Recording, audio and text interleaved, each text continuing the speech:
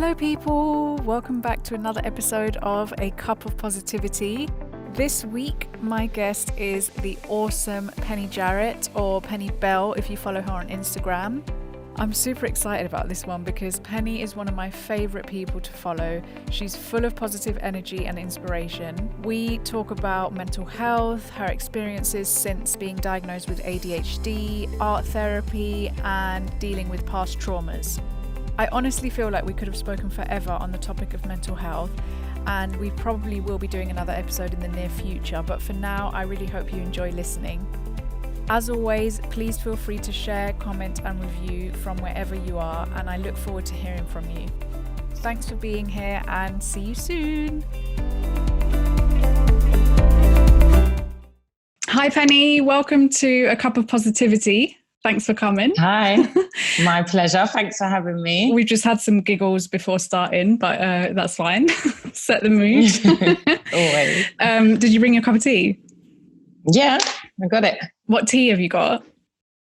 I've got 2 bags. Yeah. Because I'm strong. One's normal green tea, roasted, and one's green tea with lemon. So I've got double the green and a bit of lemon. A bit of lemon, yeah. Yeah, and what I'll just do is I'll just add extra water after. Okay, interesting. Well, I bought this new mug, and you can personalize your name on it, and it says nice. Martha Lucia's mug of positivity. Oh, nice. So I'm Look at you, super on happy. brand. Yeah. Mine is super on brandy for my inner brand because I love pastel colours. Yeah. And if you look, this has got I don't know if you can tell what it is, but it's like a desert with a castle or a palace. Oh.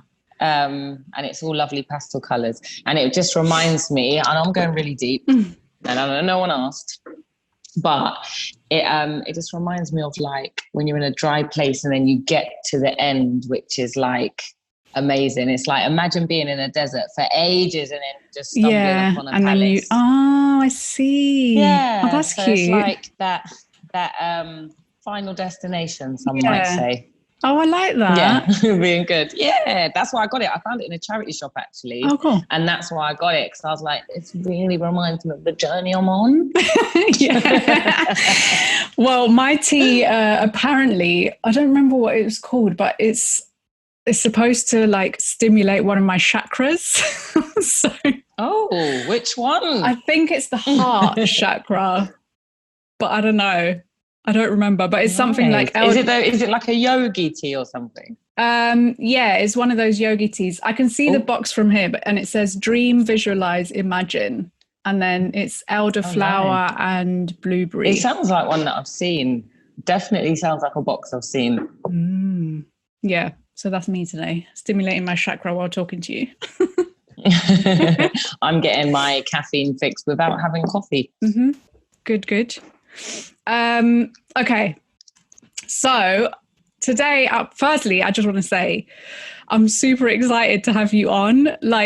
I've been following you for a long while now, and I had to really psych myself up to ask you to come on because I was really nervous, and I thought, why would Penny want to come on your podcast? Don't embarrass yourself. So I'm so blessed to have you. Oh, thank you. Of course I would. It's called positivity. Of course I would. Yeah. And I think one of the reasons is probably because me and you are going to have a discussion about mental health, but although it's such a broad topic, and I know there's a million subheadings to that topic, but I feel like it's such an important topic for me. My own personal experiences, I know your own personal experiences, so I feel like I just want to share that story or share your stories with other people, because I know it's something that 99.9% of people are going to want to hear, or they're going to need help in some kind of way with their mental health. So for those people that maybe don't know you, do you want to do a little intro and then we'll go from there? Yeah, so where to start now? I change who I am all the time. No, what I mean is just what I focus on. But I'm Penny, so Penny Bell online. And I am a mental health advocate. So that my heart is all for trying to help people see and be who they actually are, instead of being completely drowned out by the symptoms or the negative effects of past trauma. And so, because I'm passionate about that, I started blogging. So I write about mental health. I'm also a wellness coach. And also I create little uplifting wellness products, whether it be personal care products with essential oils or affirmation gifts. So yeah, I'm basically trying my best to promote mental wellness and wellness in general, but naturally. So just talking up the things, basically. Actually, I should really prepare myself in how to describe what I do in an easier way. Do you know what it is? It is literally typical ADHD, skipping 20 miles ahead. But as you know, I got diagnosed with ADHD when I was 30, which is what kind of ignited this whole mental health advocating journey for me. And I guess one of the traits is a jack of many trades. Just got so many different things that I could be working on at one time. And then when one's got my focus, that's who I am. So but everything I do is around promoting and supporting people who feel bound by either past trauma or mental health symptoms. Yeah. But before you were diagnosed with ADHD, like how did that even progress? Like, were you having anxiety before that, or like how did that come about? Well, I had quite a traumatic childhood, I guess. I did know at the time, but I didn't focus on it. Like a lot of people I've come across and know are very aware that they had a bad childhood, and they're very aware of how that's affected their mental health. And they're very like, I'm going to put all my energy into healing my inner child because my childhood has had a, negative impact on me. I knew I had a bad time. I lost my mum when I was 15, and around the same time I got into my first serious relationship, which was an abusive one. And so I knew when I was out of that relationship and finally free to grieve the loss of my mum, I knew that my behavior, the way that I related to people, the way that I didn't trust people, not by choice. I wouldn't be off with you like, I don't trust you. It would just be that I can't relax. I overthink everything I say. I can't be myself. I'm trying to be who I think you want me to be. And I was like that for a long time, and I drowned it out with substance misuse. I drank a lot. I substance misused. Won't go into it. I whether it be food, smoking, drinking, different things, I was trying to always find distractions. And it wasn't until, luckily on top of that, I got introduced to the love of the Lord when I was 16. Okay. So I started to develop a relationship with God when I was 16. So I had hope, but I also needed quick fixes. So cut a long story short, I got to about, I'd guess around 25-ish. And I knew that all of these temporary coping mechanisms, whether it be people trying to be someone I'm not, taking substances, whatever it might have been that I was using to block out the pain from my past and to try and pretend that I could be the outgoing, loving person that, just I was always loving, but I mean, just trying to create the personality that I wanted through pressure. I found that when I realized that was just becoming absolutely draining, I realized that I had to stop it all, cut it all out. And that was when I started to realize that something was really wrong. I thought that with all the great ideas I had and all the ways that I knew I wanted to help people, that once I just stopped smoking, stopped drinking, stopped wasting time, I would be able to step into everything that I know I'm meant to be doing. Yeah.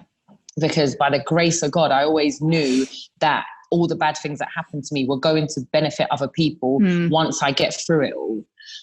But then as that started to happen, I started to realize that I couldn't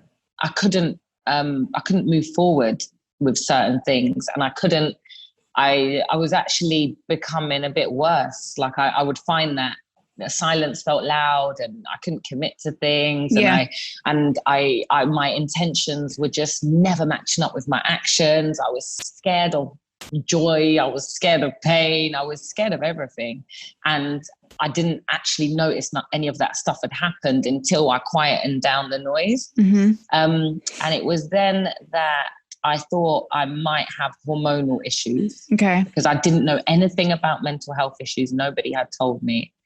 I hadn't been in any school or educational establishment or workplace that I'd been, a member of.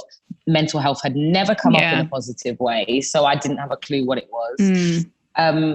So I just thought I was going through hormonal issues, because the only experience I had was that somebody I knew felt like some of the things I was experiencing when they were going through hormonal issues or menopause, or it sounded like that. So I was like, I'm not going through menopause, but definitely maybe because I've turned 30, my hormones have changed. Let me figure out what it is. And that's when I got diagnosed with ADHD. But as over time, I started to manage my ADHD naturally, finding ways to completely control it without medication. And it was after a year of doing that, when I went through some fresh trauma, that I realized that it was actually CPTSD that I was dealing with, not just ADHD. And the symptoms are quite similar. So CPTSD is complex or chronic post-traumatic stress disorder, which is the anxiety disorder that people who have gone through extreme trauma usually get diagnosed with, which is kind of an indication that their life or their experience or their behavior has almost permanently changed because of what they've been through. And the symptoms are almost identical with the symptoms of ADHD. So whilst I'd been told, and I knew that my childhood had a lot to play, had a lot to say for why I had difficulties, but hearing that I had ADHD felt like the answer. I was like, okay. But then I was told that ADHD is incurable. It's something that I will have for the rest of my life, and only medication can help. But I didn't want to take medication because I'd got up to this point, 30 years old, without medication. What if the medication completely transforms me? And because of the stigmas around mental health medication as well. So what I decided to do is to just focus on the CPTSD, because trauma is healable. Rather than, because if the symptoms are looking the same, inability to concentrate, inability to focus, overthinking, anxiety, depression, and the list goes on, they all fall under ADHD and they all fall under CPTSD. So if one is a brain disorder that is incurable, and I'm being told that I'm only going to be offered the strongest medication because nothing else is going to help me. But then the other one doesn't need medication, but with the right level of support, self-care, and all this, all these other kind of natural lifestyle changes, I guess, and therapies, I could be healed, even though it's hard. Then I just decided it just made more sense to let's at least diminish or lessen the symptoms of one. And it's made me realize that unresolved trauma is to blame for a lot of mental health issues, or a lot of mental health conditions people have been labeled with or diagnosed with, because the trauma is being ignored. So it's turned me into a little bit of a scientist. But then, what kind of symptoms are you dealing with? So ridiculous, almost addiction to procrastination. And I don't even want to I don't want to speak this stuff over myself. So I will have to go and do my affirmations after. But the inability it's called a poor executive function. So it's the inability to act on a idea or decision, even sometimes just pausing, you know, and a lot of people probably experience this, and all ADHD symptoms are circumstances that everybody goes through, but a person with ADHD just goes through them at either an alarming rate or consistently. So, you know, sometimes when you get out the bath or the shower and you just sit on the edge of your bed kind of in a daze for a bit. So this is something that would happen to someone with ADHD often, like every day. And the transition between tasks, so the transition between getting out the shower and going into a task which can seem small to some people, but getting dressed, you could sit down for an hour and it feels like 5 minutes. So some of the and these are the symptoms that double up as things that people with CPTSD or unresolved trauma struggle with too. So poor executive function, poor judgment of time, something that I think might take 5 minutes could take 2 hours, and the other way around. Something that I think, oh, I'm not going to do that because it's going to take an hour, actually takes 5 minutes. So a really, you know, uncanny judgment of time. Bad timekeeping, so often late. An ADHD brain is always understimulated. So I could be doing one thing and searching for stimuli at the same time, and I don't actually know I'm doing it. So whilst I could be in a meeting, and if nothing in the meeting is holding my full attention, the content could be great, but if my brain decides it's understimulated, it could go off on a walk on its own, and I could find that I'm out of the meeting and I didn't realize I left. So sometimes so always searching for stimulation, always needing to be, you know, interested in the thing that you're focused on, or losing the ability to concentrate, bad memory, clumsiness, fogginess. These are all, like I said, symptoms of CPTSD as well. Substance misuse falls under it. It's quite common for women with ADHD to experience toxic relationships, and eating disorders and low self-esteem, anxiety, depression. These are all the things that fall under ADHD and CPTSD, and all things that I've struggled with as a young adult and an adult. A big adult. So I don't struggle with all of them now, but these are the things that on and off I've had to learn how to manage, I guess. And then what kind of stuff have you implemented that has helped you with that? Because you said not interested in medication, so... I've tried medication. Okay. Yeah, don't get me wrong. I have actually tried medication, so I'm glad there isn't such a stigma around it for myself, because I was working with and talking to a lot of people that were on medication, and I felt quite bad that I was so strict about no medication, it numbs you. I was just going by, again, stigma. I do believe that a lot of medication isn't worth the side effects, but if you're going through a time in your life where you need medication and you can't see any other way out, then it's a great way for you to see what you're capable of. It's a great way to open up a part of you. You know, if the medication does that, if taking ADHD medication helps you to focus on one thing when you can't, you know, I'll give you an example. Like, I could have a to-do list with, say, 6 things to do today, and I will do 5 minutes of one and I get all flustered thinking I've got to do the other, and I'll just dive in and out and nothing gets done. And then I might just start painting in the middle to calm myself down. And then and these are things like send an email, reply to this person, send an invoice, do that, and I just can't get them done. If I'm interested in something, I could focus on it for, say, 20 hours and not even have a drink, but then that could leave me feeling drained the next day and I need to recover. So if medication helps a person to focus on the things that they've got to do, prioritize their tasks, then great. But you need to know that you can do that without medication too. And the way that I do that is through time boxing and scheduling. So if I create an effective schedule, and I mean really to the moment. So I have to literally do like 6 till 6:15, sit in bed, looking at the ceiling, 6:15 to 6:30, I have to and I have to set alarms because then I can look forward to changing tasks. Okay. So I have to literally time box everything I do when I've got a day where I need to get important things done that don't interest me, like admin.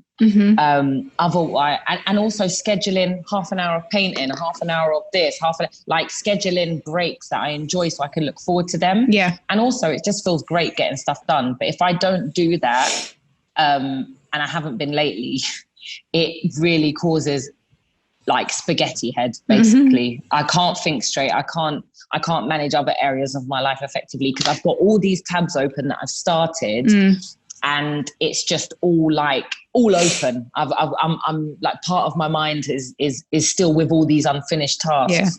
And I guess time boxing is a way that I manage that effectively. Art is a way that I manage anxiety effectively. I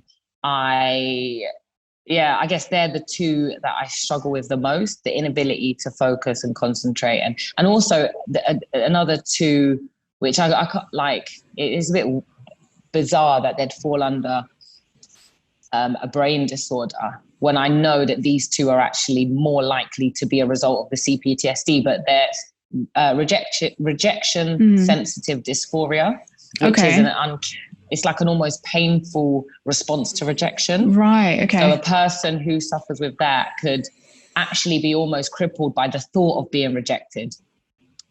So that has been something that has helped me back a lot in life. Even just the fear of failure, it can actually be painful, like an actual physical pain. Yeah. So it just stops you doing things. And also emotional dysregulation. So not being able to manage your moods, which is why a lot of people who are suffering with unresolved trauma or undiagnosed ADHD often get diagnosed with bipolar. Because, I am literally going all around the world, but this is how I talk. Because the mood, the emotional dysregulation, like, you know, there could be something really reasonable happen, which could be a little bit uncomfortable. And it could be really, really nuts how I feel about it. Yeah. And I could wake up in I could actually, some days, and this is when you have unresolved trauma, I wouldn't like to keep putting this as ADHD, because I would advise anyone, if anyone's listening to this and resonating, I want them to take the time to look at what's happened in their past that they haven't dealt with, rather than thinking they've got ADHD. Because if you do have ADHD, or if you do have unresolved trauma, the trauma will always come back up. Before you even start to consider whether you've got a mental health condition, you have to deal with trauma, because it is curable, healable, and it will develop into mental health issues if you don't sort it out. And one of the things that I was about to say that happens quite often is I could feel really amazing and really rubbish at the same time. It's really odd.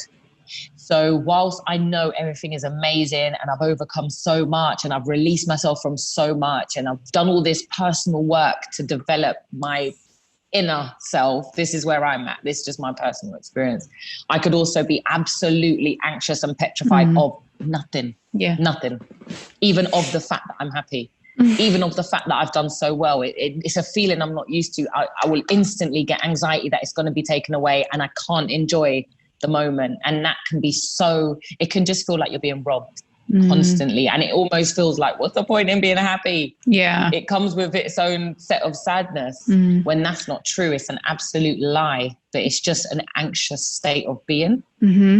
And also just even just on a less personal experience, just having a great day and small things throwing you off. Yeah. And having the ability to make you feel like absolutely nothing.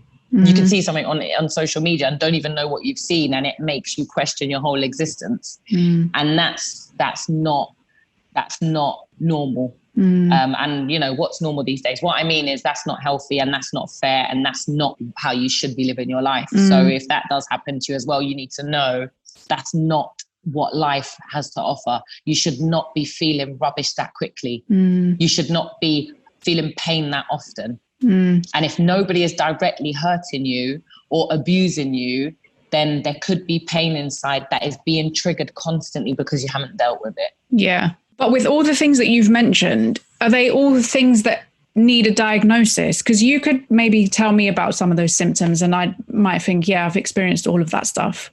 But then that doesn't necessarily mean that I have ADHD. Like, is it something that has to be diagnosed by a doctor? No. Well, I get, to diagnosis and labels are only needed for medication. Right. What I would say is forget, if you have even been diagnosed with these things, what do you want from your diagnosis? What are you looking for? It's very liberating to hear that you're not the only person going through such a wild array of symptoms in one day. And it's very liberating to know that this is something that I can work on and eradicate. So it's a lovely thing to get a diagnosis to help understand yourself. But unless you want to be on medication as a crutch, which can, like I said, be very helpful for the right time, all you have to do is concentrate on the symptoms you're experiencing, the things that you know are not your portion, and work on managing them. So if it's anxiety you're feeling, you need clarity. If you're going through anxiety, that means you are not clear about something. There's something you are not clear about or you're scared of. So you need to get clarity. Find out why are you worried?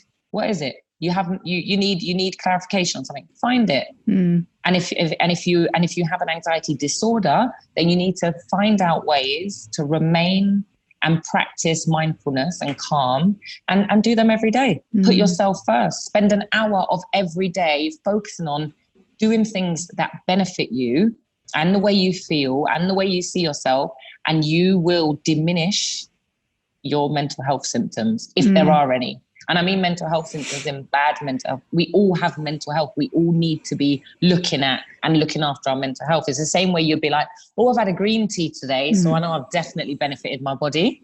Do you know what I mean? Or I only ate fruit, green, organic today. I know I've benefited my body. You feel good about yourself. So you need to do that every day. How you would see 5 a day and try to aim for that, because you know you're benefiting your body and you know you're getting a bit older or you're getting a bit less movie, because as we sit behind a desk more or we do a job, we're not playing as much, so we're not moving as much. So you know that you've got to look after yourself in different ways. Well, your mental health it should be as important, even more so, because if your mental health comes under attack, so does your body.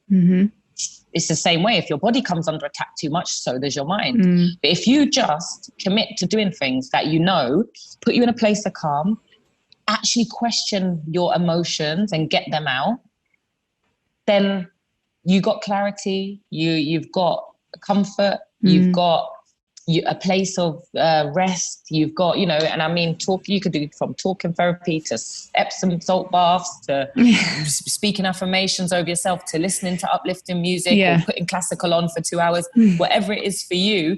There are things that sound and feel small because you haven't tried them, which could change your life. And if you're like, oh, I go through all of that, what Penny's saying, don't worry about what label, because that's not what, you could take medication for a while and forget, I don't have it anymore. Whoa, I'm better. Yeah. But at some point you've got to work on what these symptoms are. If you can't focus, you need to find a way to put some structure in place. If you're hyperactive inside, I suffer with outer physical hyperactivity and also inward. So it's usually, you usually have one or the other. Blessed individual here, I suppose. But so I know that if I've got something going on where I need to sit still or even seem like I'm paying more attention, because I am always, but it just doesn't seem like I am sometimes because my eyes can dart, then I know I need to maybe drink a chamomile tea, don't drink coffee that morning, go for a run to get some of my energy out. I can do it. It's just sticking to it. Yeah. So you don't need a diagnosis to manage your mental health, but if you do want clarity and to just understand yourself and to understand the bracket you fall into, so you can get in touch with like-minded people or professionals, then go and check it out. Yeah. At the moment, obviously, with everything happening with lockdown and now coming out of lockdown, I feel like mental health is starting to be discussed a bit more, and there's a lot of people that are struggling a lot with anxiety going back to work and all these things. Like, what are you finding people are struggling with? I think some of the things that I am most concerned about with people, you know, there's people that I speak to a lot who, and I work with, that struggle with their mental health, or different things around emotional wellness and stuff. And I guess not only is, you know, health anxiety becoming something that people have developed, which they didn't realize. So PTSD, for one, this is a pandemic. There are people that have thought, and I'm sorry to go so far, but there are people that have considered that they or people close to them might die anytime soon. Yeah. That's how the mind can go sometimes, especially when you have close people, or you're seeing online that people real close to home are being affected and worse. And you're seeing the rates. You're getting fed a lot of stuff. You don't realize, but you've pictured losing someone close to you. You've possibly had people in your family you've not been able to see, that you're scared of. People are developing PTSD, which means that they are never going to, without the right support, they might have a level of anxiety around losing people, around going back out and mingling with people. So there's that. There's also the trauma attached to knowing that family members are struggling, like older family members, for instance, or people that have got sick and gone into hospital and not being able to visit them, not being there. And also a lot of people go through the trauma of picturing how their loved one felt. And that can become an obsession that can traumatize you. Yeah. I used to go through that a lot. And I know that is like worse than actually going through something yourself sometimes. So that is really hard. The empathy that, you know. But another thing that I'm finding is domestic violence and domestic abuse. Yeah. Not only has reported cases just risen crazily, but a lot of young people who have had school or college, or, you know, school and college and stuff as their place of kind of like a safe haven, didn't actually know what goes on at home, didn't actually know what mum and dad struggled with, didn't actually know how much mum drank, or how much mum cried, or, you know, it doesn't always have to be violence. Yeah. It can also be just a breakdown in the home. Parents that are suffering with mental health who can hide it well whilst the kids are at school. Obviously, it can come across, you know, there could be parents that are struggling with anxiety and projecting that onto their children. And so the change in a lot of young people's view on the world and view on themselves and just their confidence has taken such a hit. And that's something that I'm extremely concerned about, and I'm going to try everything I can to try help reverse as quick as possible for as many people as possible. And that's just reassuring them that, you know, despite what is very plain to see, there is a lot of goodness out there, and just reaffirming to them that they haven't been opened up to the truth about the world. They've only seen a portion of what, you know, because what happens in a situation where a child first realizes that they live in an abusive household, or first realizes that their mum and dad don't get on. Because when you're in school, that's your, you know, in school you used to call your teacher mum by accident sometimes. You're there a lot. You know, when I was growing up, I didn't know, like when I look back on some of the things that were going on in my house, and it's obvious I was living in a dysfunctional home. But at the time, I guess there was a time when it was quite obvious.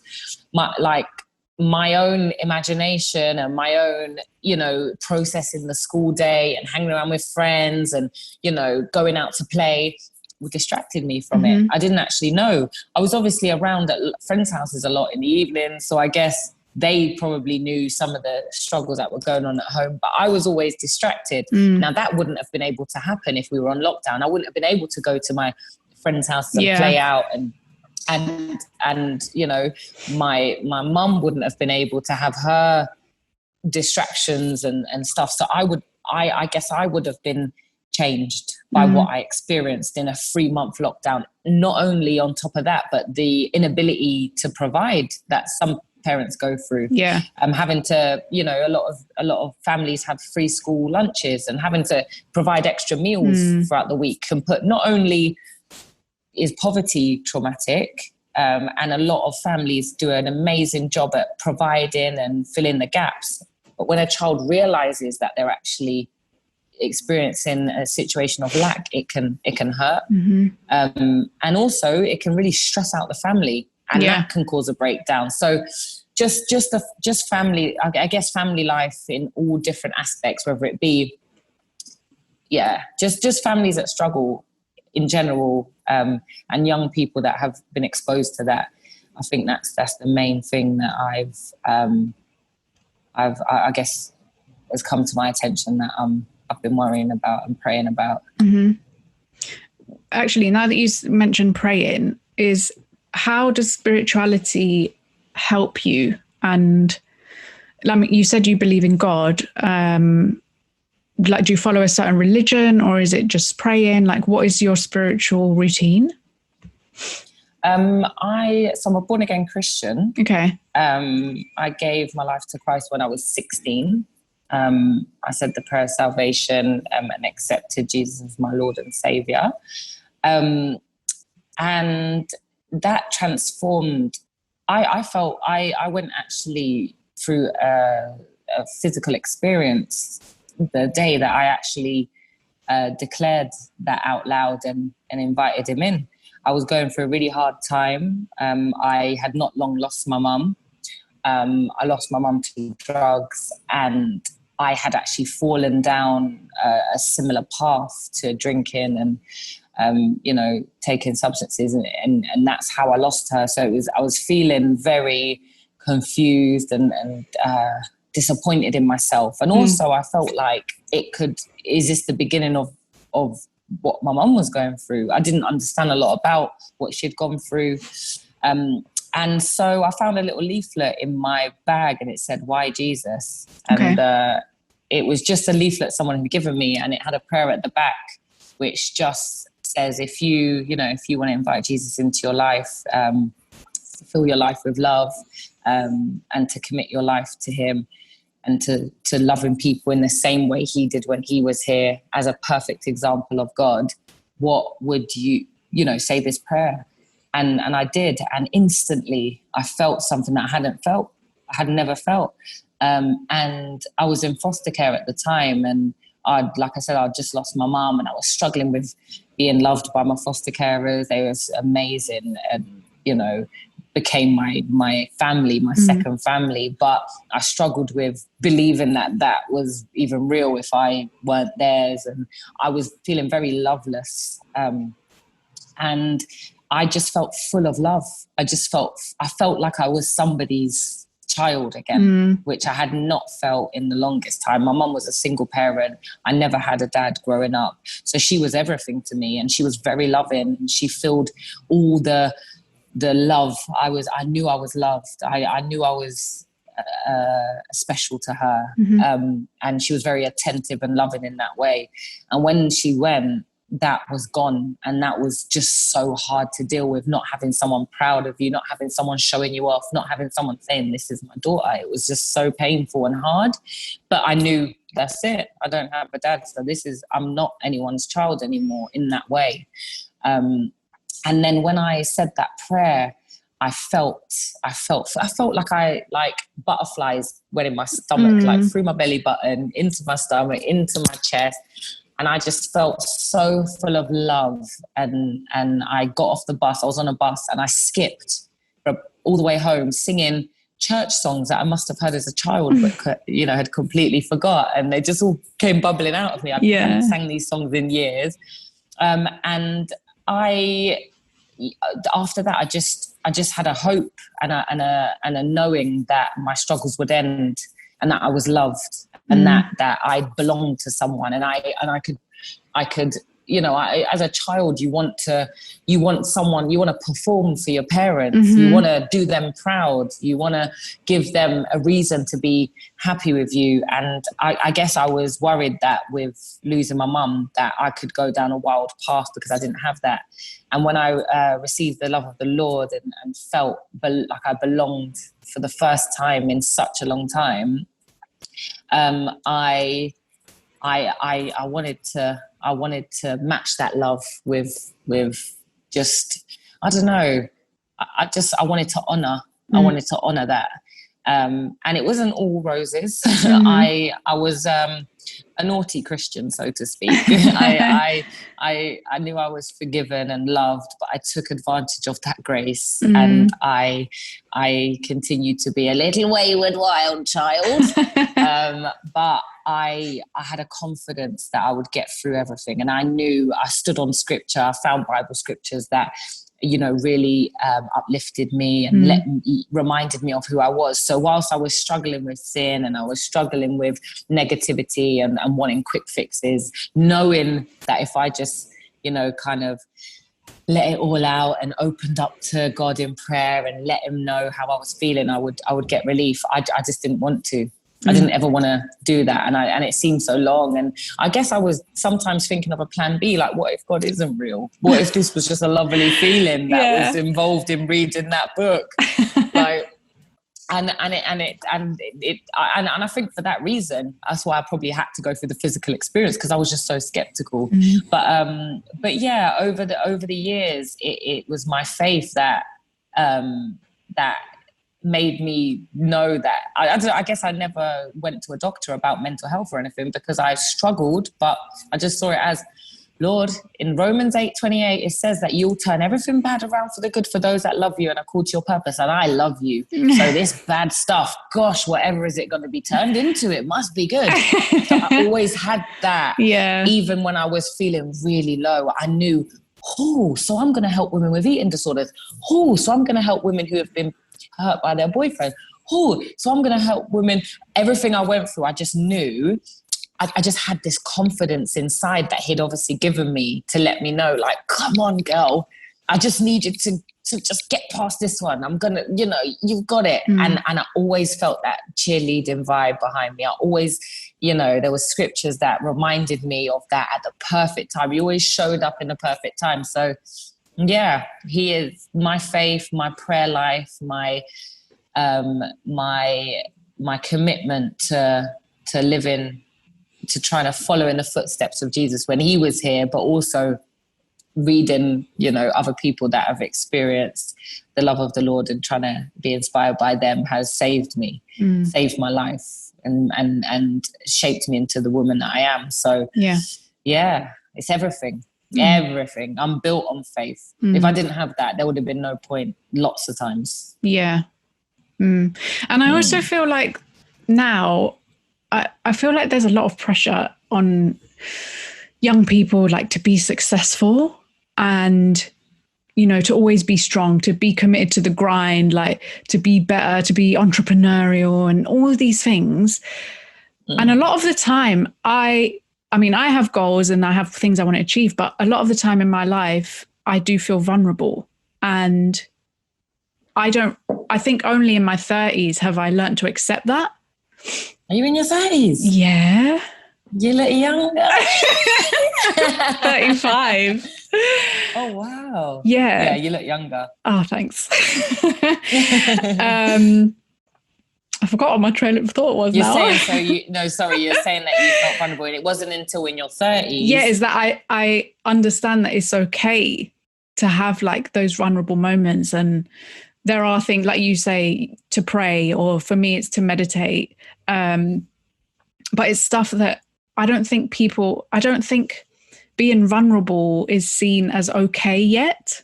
I feel like we're only just starting to talk about it, and it's okay to be not committed to the grind today, or it's okay to have a shitty day. Like, you don't always have to be at your best. Yeah. I don't know, like, do you feel like there's this kind of expectation of people now that they have to be all these things, and it's a struggle to always have that? Of course, because it's also the perfect distraction for not focusing on self and just focusing on materials. I'm not saying that it's not great to have everything you need and to build amazing businesses and to do your thing and to work hard. It's all amazing. But being committed to those things in an unhealthy way and putting them before your own internal needs, and also judging yourself based on the results of those things, you're on like a hamster wheel. It's like you're trying to run a race, but you're actually on a hamster wheel. I actually saw an adult-sized hamster wheel attached to someone's house the other day. What? I don't know if that's a thing. I was like, do you think they might put their children on that for exercise? But yeah, that's another story. That's so. But it's like I know, just remembered. It's like thinking that you're running a race and you're actually on a hamster wheel, because whilst it feels amazing to achieve your goals and to be praised for it, you can also get obsessed with the person that you start to think you are because of that. And especially, so many of us have got things that have happened. Even if it was in school, you might have been a lad who asked two girls out on a date and both said no. You can get PTSD from that. I'm not saying everyone does. Depending on who you were around, who you told, how you felt, what kind of support you got around those rejections, the effect of that could make you never ever want to go out on a date ever again or ask anyone. Or that if that changes that, you could think about it all the time. You could wonder what you did wrong. You could doubt yourself for the rest of your life because of those two small, which are small. I'm sorry if someone's gone through this. They are small things, because if them girls could have said no for very, very normal reasons, nothing to do with you. Yeah. But like I was getting to, if somebody bases their outcome, or if somebody judges themselves based on the outcome of external things, and they've never dealt with stuff like that. Like if a guy, for instance, goes through that, I was trying to remember then what I said. This is another thing that happens, and you just forget what you're talking about while you're talking. It's like, but like if that happened to a guy and then he decided, you know what, I'm never gonna risk getting rejected again. I'm gonna be successful. I'm gonna earn so much money. I'm gonna have the best car, the best suits. All the girls are gonna love me. I'm also gonna indirect gold diggers, even though I'm trying to attract them. But yeah, I'm gonna do all of this. I'm gonna make sure that I am the most successful person ever, because whatever the reason was why I got rejected for them dates is never happening again. And he continues to excel, succeed, and doesn't at the same time start to see a therapist, start to get some life coaching, mentoring at the same time. One day, though, something will happen where the trauma of the rejection comes back up, and he sees himself, and that could then lead to substance misuse to numb it out, because the money isn't working, because no one actually knows this thing. Nobody actually sees this. So to stop himself seeing it, and if he was in lockdown, he'd probably be seeing it a lot. To stop you seeing yourself, you would then... So chasing the grind, whilst it's amazing to be... successful and hit your goals, and just to have that sense of achievement, you have to have the balance of looking after your inner self too. So you have to make sure that if you are committed to the grind, you're also committed to self-care. If you're committed to spending 20 hours a day at work, you've got to take days off and spend that time with yourself and your family as well. So as long as you're balancing what you're doing, then I think it's great that people can focus on those things. But also, if you're not doing any of those things, you are just as valuable, you are just as important. And even if you only want to draw every single day and you don't have a desire to start a business, you are just as important, and you have to know that. And you know what I mean? You have to know that you are as valuable. That's not for everyone. some people who say, for instance, okay, so I was staying at an Airbnb and I broke a glass. So I went into this place, I'm in America at the moment. Yeah. And I went to this place called Pottery Barn or something, Potter's Barn. It basically sells lots of house furnishing stuff. Oh, yeah. And there was a woman, and there's a woman there who served me. And she literally, like, I was feeling really anxious about breaking the glass and just the whole situation, and I couldn't find exact same ones, and and just the way that she served me at the till and her upbeatness, the way she spoke to me while wrapping the box. She's in her late 40s probably, and she works in a retail store. I don't know if she's got a side business or not. Some people might think that because they're owning businesses or the assistant manager at this, the CEO of this, that they're in a better position. But she had the power to change my whole day. She was gifted with the ability to turn something that someone could see as a boring job, because you could be doing, she worked there for ages as well, but you could be doing the same thing every day and you could feel like it's a bit like not going anywhere. She had the ability to change how I felt about my situation, to make me feel better. Sometimes that's what you're called to do, and that's where you're called to be. So you've just got to make sure you're spending time with yourself and staying true to who you are inside. That sounds so cliche, but and then everything else falls into place. You might find that you just start, taking up a hobby that develops into something that benefits people. But yeah, I think you just have to find what you're gifted at, find what you enjoy, and take the pressure of comparing yourself to people who are not you, and who are not even showing the times where they don't get it right and don't fail. So I've answered about 33 questions you didn't ask in that. But that's the end of my TED Talk. Bye. I just go off on tangents. No, I love it though. It's funny that you gave that example about the rejection thing, because I think when I've had like periods of depression or anxiety, it's always stemmed from a breakup or a relationship trauma. And I think it's because I can't control other people's behavior. And that in itself gives me anxiety. Like, I don't know, like I'm responsible for my own self, right? And I'm responsible for my own choices. But I can't control if a man is unfaithful, for example.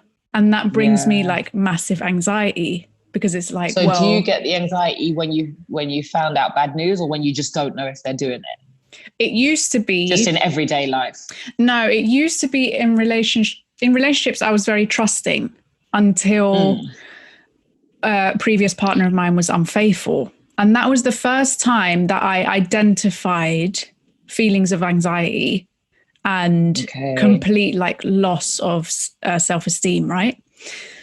And so I think from that point forward, then I start to worry with like future relationships about men being unfaithful, because I know that I'm never going to be able to, one, control it, and I'm never really going to know unless he tells me or I find something out based on suspicions or whatever. And so you're just never at peace. Yeah.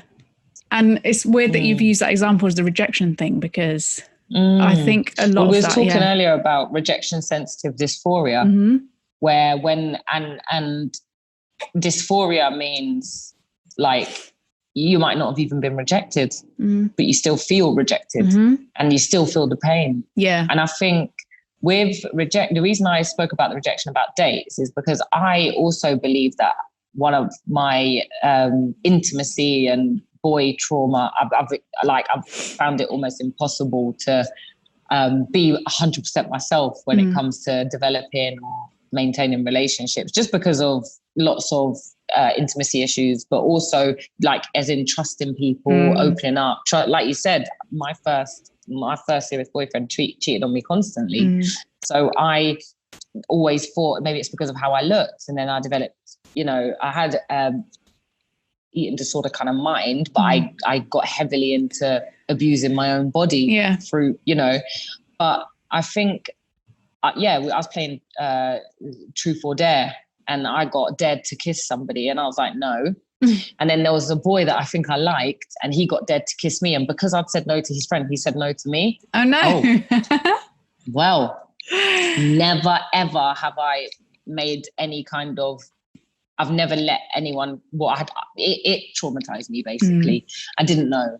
And the reason I bring it up is because it's so small and it means nothing, really. I've not been rejected. Yeah. You know, he was being loyal to his friend, rightly so. Yeah. You say no to kissing my friend. I don't get it like me. I ain't kissing you. Do you know what I mean? And that was it. Yeah. But I then saw it as I have all the flaws as to why a boy I like wouldn't like me. And that went, and I was about 11. That followed me throughout until I realized. And then on top of it, having my first serious boyfriend, who I had to sacrifice a lot for, cheating on me constantly. I didn't even know people cheated. I thought, you know how Bart Simpson says, eat my shorts? No one eats shorts. Yeah? Yeah. When EastEnders would say, so-and-so cheated on so-and-so, I thought it was just something you see on TV. I didn't think people that love each other actually do that. So when I got cheated on, I was like, excuse me? This doesn't, but we love each other. Yeah. What? Yeah. I don't get it. No. So wait, what actually, no, like traumatized. Like I can't even, I actually blocked that out. Do you know what I mean? But what it is as well, it's the thought that it's you. So the rejection comes from as well, the thought that it's because of you that it happened. You internalize the whole thing. Yeah.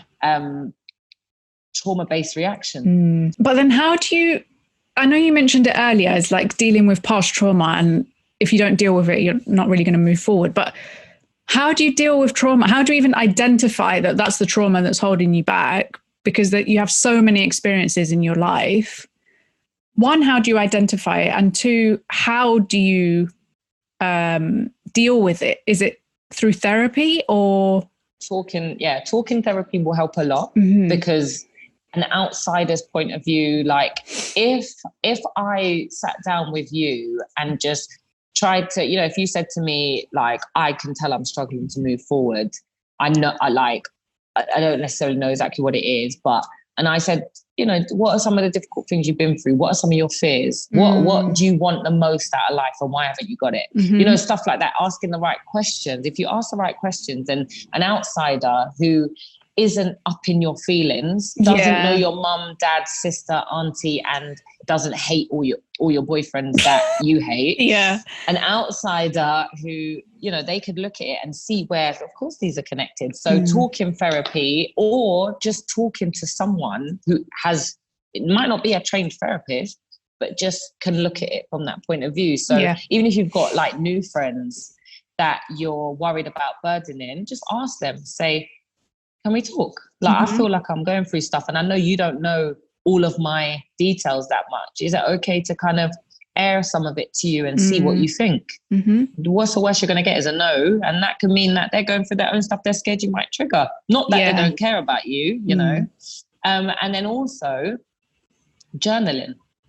So writing down, talking to yourself. Or if I write a lot of I used to write my journal to my mum. I have different parts of my journal where I'm writing to God, or actual directed prayers, or just venting to the book, you know, or talking to myself. Like, Penny, today you acted really weird when that person said that. Think, what happened? And then I'll look at the question for a while, and I'm like, what I did happen? What did that comment remind me of? Why did I take that so bad? And then this is how good God is. And this is, you know, then all of a sudden I'll just get a picture in my mind of something that happened when I was 12 that feels exactly the same. Because why? I'm taking the time to. We don't remember things because we're trying not to. You could remember things that you have suppressed just by spending some time listening to uplifting music or painting. When I've painted, the reason I call a lot of my art therapy is because when I've been just decided I've got to stop partying, I've got to stop going out, I've got to stop just hanging around with people just to have company. I need to face myself. I need to be alone. I need to not be drinking wine when I'm alone. I need to just listen to some good music and maybe just watch Catfish for a few hours. I don't know. But in doing that and realizing, why did I avoid myself for this long? The next day, I might decide to, and the next thing you know, you meet someone who introduces you to an instrument and you try playing it and you find out you're actually quite good at it because you actually took the time to spend that time with yourself because you're not avoiding yourself all the time anymore. And then you might find that when you're practicing this instrument, all these thoughts are coming to you that you've never thought about. And it's therapy. Yeah. You're facing things. This is where you can do it. You can do it for yourself. Yeah. DIY. Yeah. But yeah, so and for me, painting does that. When I first started painting, concentrating, looking at the colors, seeing how beautiful, all this amazing stuff I'm feeling, I also got to hear myself say or think certain things that I've never ever said. Why? Because I'm always trying to block it out with things that aren't good for me. Yeah. Because they block it out quickly. And that could even mean TV sometimes. Yeah. I've seen some of your posts on Instagram with your paintings and stuff, and I'm just like, oh my God, yeah. You inspire me to paint, but I know mine just won't look like yours. Listen, do you think last year, I would think that I could paint? I knew I loved it in school, but I don't have the patience to get it wrong. Yeah. And then what? Hate myself. I used to see it. Yeah. I used to really like colouring. I'm just giving myself more reasons to dislike it. Oh yeah. Well, I've received a colouring book every Christmas since ever. Okay. Yeah. I've always received. I would be drawing. I used to draw girls and draw their makeup. Okay. I used to do all kinds of things, but it wasn't until last year that my friend who's an artist, I was at her house and she was like, "Do you want to paint?" And I painted with her for the first time. It just felt, I didn't paint anything amazing, but it just felt really nice doing it and just seeing, because I love colour anyway, and just seeing me controlling colour just felt amazing. And I was quite anxious being at her house for the first time. And, I think we were doing a photo shoot actually. And I was really anxious and couldn't calm down. But sitting there painting, I was calm. And I realized, oh my gosh, this helps me manage my ADHD or whatever hyperactivity I'm going through. So I saw it as a way to just be calm. And then next thing you know, very pleased with some of my creations. Yeah, some of the ones that you've posted online, I'm like, oh my God, they look amazing. Thank you. Yeah, I really love it. Whenever I'm feeling not great, I think about painting and I feel better. Oh, that's imagine cool. that. Yeah, I literally think about painting. Then when I get to a canvas, I'm like, literally.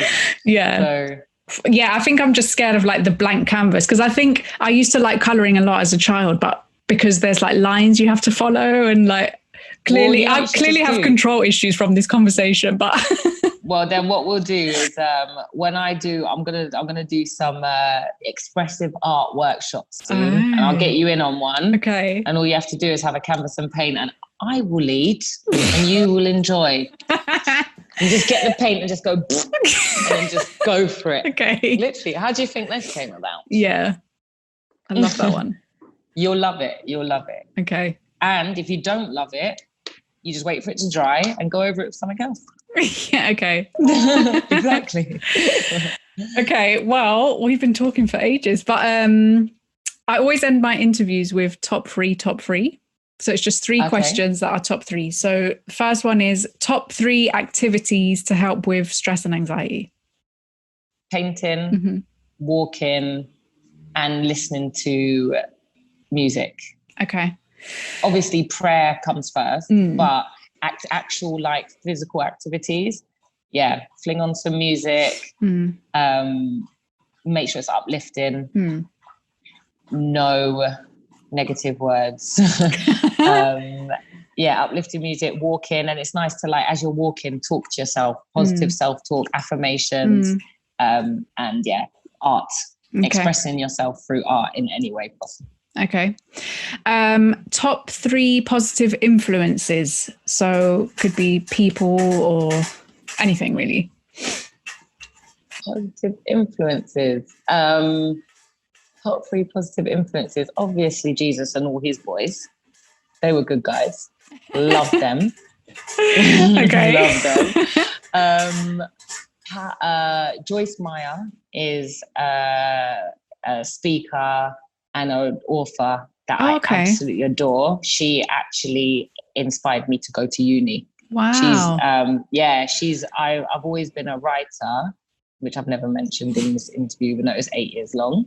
I've always been a writer naturally, but I wanted to write books that helped people how her books helped me. Okay. So I went to uni and done professional and creative writing with theology, because she always used Bible scripture to back up what she said. So I thought if I did theology, I'd get that involved. So Joyce Meyer, she's inspired me a lot throughout my life. Who did I say? Joyce Meyer, Jesus and his disciples, and all them lot. And I guess first, another person that comes to mind is Paul. I don't know how to pronounce his name. Paulo Coelho. Oh, Coelho, yeah. Paulo Coelho.